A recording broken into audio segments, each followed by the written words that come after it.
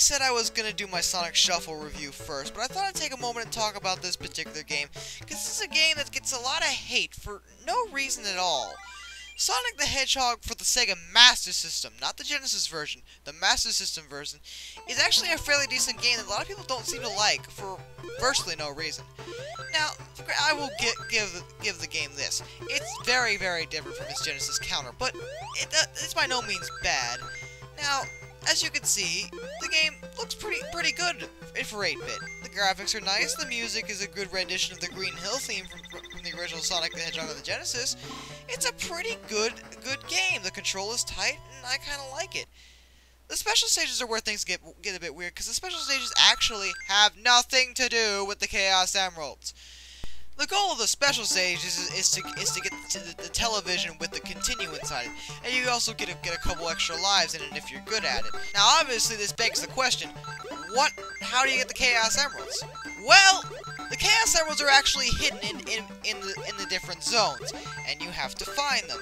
This was the first one I found, because it's obvious where it is, but it's kind of annoying to get, because what you actually have to do is stand on this collapsible bridge, let it fall, jump off of it, and then grab it. It's kind of an interesting twist, and I kind of like this in the game. Gives it a bit more of a challenge. Don't have a problem with it at all. And there's a few, and the other Chaos Emeralds are hidden in other places around the game, so yeah, it's a pretty cool idea. It's a bit unique. Don't have to go on the special stages to get the Chaos Emeralds. Odd, but different. Not that bad. I like it. Another thing about the game that is kind of interesting is the bosses. First of all, much like you can compare it to Sonic 2 on the Game Gear, they don't give you any rings to fight the bosses. You have to fight them on your own without getting hit. It's a pretty interesting concept. I don't mind this. It makes it a bit harder, a bit more challenging, so I'll take that. This boss, for example, is kind of a prick, but if you follow an exact pattern, you can beat him very easily. And most bosses are like bosses that I've fought in the game are like this. You follow an exact pattern, you'll beat them pretty easily. Just bounce on him once! Only once. Don't do it twice, you'll phase through him. Bounce on him once, jump over the other ledge, jump up, then over almost immediately to dodge his projectiles, and keep repeating this until you beat him. Pretty straightforward. It's a decent boss fight. And I don't really too much to say about the bosses. My only gripe with the bosses is the boss music. The music in the game is pretty good, but the boss music just doesn't fit. And I think they could have gone with a bit more foreboding, you know, type sound to it, you know. Act 3 I felt worth mentioning specifically because it's a very unique level. It's a jungle level, which is kind of interesting. Sonic runs on tree vines and stuff. It's a pretty good level until you get to the second act. I hate the second act of this level. Holy shit! The problem with the act is that it suffers from Contra syndrome, where if you scroll the screen upwards along this waterfall, if you fall down, you die immediately and have to restart. This is a pain in the ass because there's certain parts of this level where if you scroll the screen up just a little bit, if you fall down, you still die. This is annoying as hell. I've had it where the ground is just below, and I mean just below where the screen cuts off, and I try to jump down to get a ring or something, and I die because it was just above where the ground is.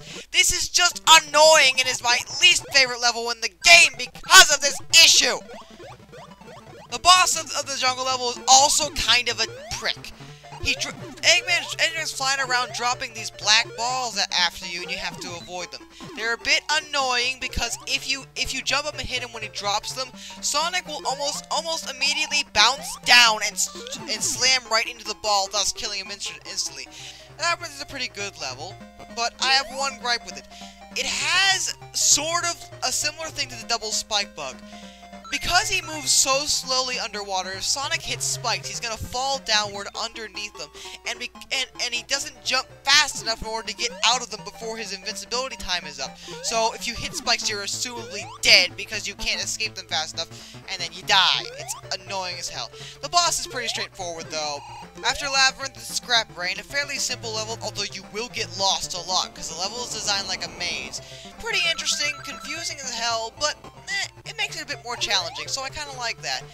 Although there's no boss for Scrap Brain. Instead, you go on to a new stage, and I guess you fight the final boss. I wouldn't know because I haven't reached the final boss yet in this game.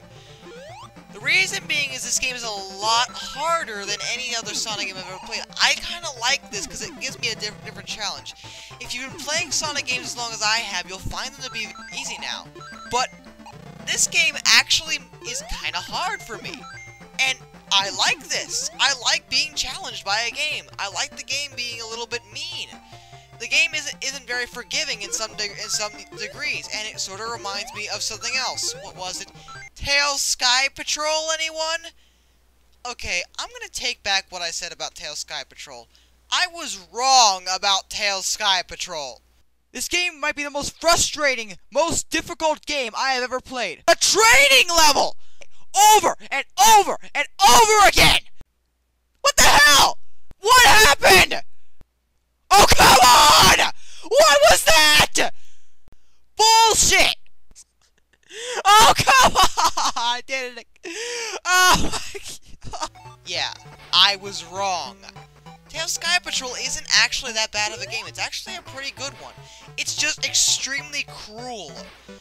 It's a lot like I Want to Be the Guy, which isn't a bad game either, by the way. These games are designed to be hard, and I kind of like this. Now, granted, Tails Sky Patrol is a lot meaner than say Sonic Master System, but Sonic Master System is still a challenging game. It's gonna give you a decent fun. If you're looking for a new challenge when it comes to Sonic, this is gonna be something you want to pick up. The game is available on virtual consoles under the Master System console selection. So if I were you, I'd go pick it up now. Give it a try. You may find that you like it. I would recommend this game. It's not that bad. Same thing goes for Tails Sky Patrol. Not a bad game either. So that's all I have to say. Expect the Sonic Shuffle review soon, everyone. I'll see you later.